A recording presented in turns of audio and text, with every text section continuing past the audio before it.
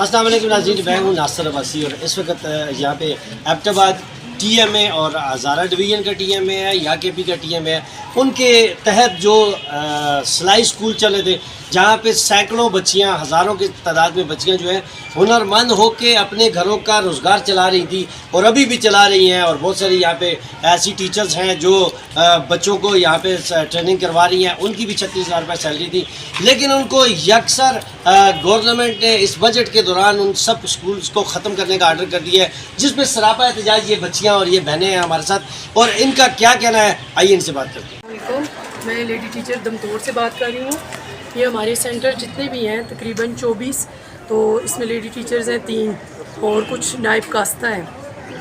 تو یہ انہوں نے جی صوبائی گورنمنٹ نے بہت زیادہ ان کے ساتھ ظلم کیا ہے کہ ایک دم انہوں نے آرڈر کر دیا ہے کہ یہ اسکول بند کیے جائیں، جبکہ انہیں پتہ ہے کہ اس سے کتنے لوگوں کا روزگار لگا ہوا ہے۔ صوبے کی سطح پہ یہ تقریباً 400-500 لوگ بے روزگار ہوں گے، اور یہ جو بچیاں ہمارے سینٹرز میں ایک ہنر سیکھ رہی ہیں یہ اس سے محروم ہو جائیں گے، جس سے یہ اپنا سلائی سیکھ کے، کڑھائی سیکھ کے تو اپنے والدین کو فائنینشلی سپورٹ کرتی ہیں، تو یہ ان سے ایک قسم کا ہنر چھن جائے گا۔ تو گورنمنٹ سے گزارش ہے کہ یہ جو آرڈر کیا ہے انہوں نے یہ ریوائز کیا جائے، تاکہ یہ جتنے بھی میری غریب بہنیں ہیں، ان میں کچھ بیوہ ہیں، کچھ طلاق یافتہ ہیں، کئی کے شوہر جو ہیں معذور ہیں، پیرالائز ہیں، وہ بیڈ پہ پڑے ہوئے ہیں، اس 36,000 سے یہ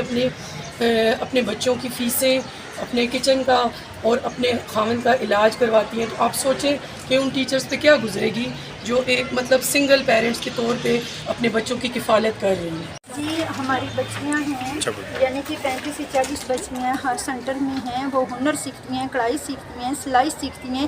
وہ اپنے گھر والوں کا بازو بنتی ہیں، اپنے پاؤں پہ خود کھڑی ہوتی ہیں۔ تو یہ ایک طرف سے جو ہے کہ حکومت بات کرتی ہے، یعنی عورت کی جو ہے کہ اس کو سپورٹ کیا جائے، عورت کو اپنے پاؤں پہ کھڑا کیا جائے، اور دوسری طرف سے جو ہے کہ ان بچیوں کا حق چھین رہے ہیں۔ یہ جو غریب گھرانوں سے تعلق رکھنے والی بچیاں، یہ تو 100 روپیہ بھی افورڈ نہیں کر سکتی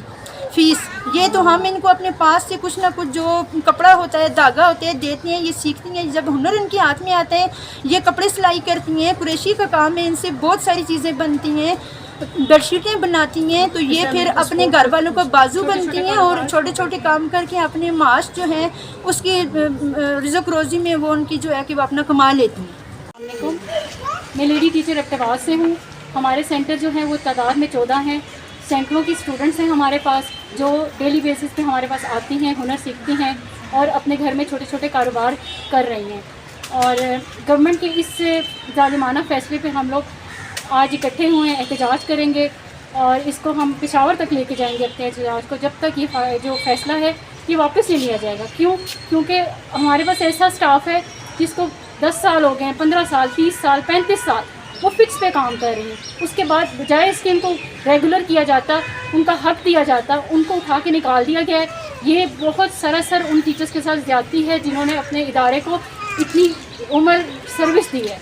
جی آپ نے سنا، خواتین کا کہنا یہی تھا کہ ہم اپنی جو فیملیز ہیں ان کو سپورٹ کر رہی ہیں۔ کئی ایسی خواتین ہیں جن کے گھروں میں ان کے معذور بچے ہیں، یا ان کے خاوند ہیں، یا کچھ جو بیوہ ہو گئی ہیں، یا کسی بھی طرح سے وہ اپنے گھر کو خود سپورٹ کر رہی تھی۔ آج وہ خواتین جو ہیں وہ یہاں پہ سراپا احتجاج ہے، اور صوبائی گورنمنٹ سے یہی مطالبہ کر رہی ہے کہ ان کو فی الفور بحال کیا جائے، تاکہ یہ اپنے گھروں کی اسی طرح سے کفالت کرتی رہیں، اور اسی طرح سے ہماری وہ بچیاں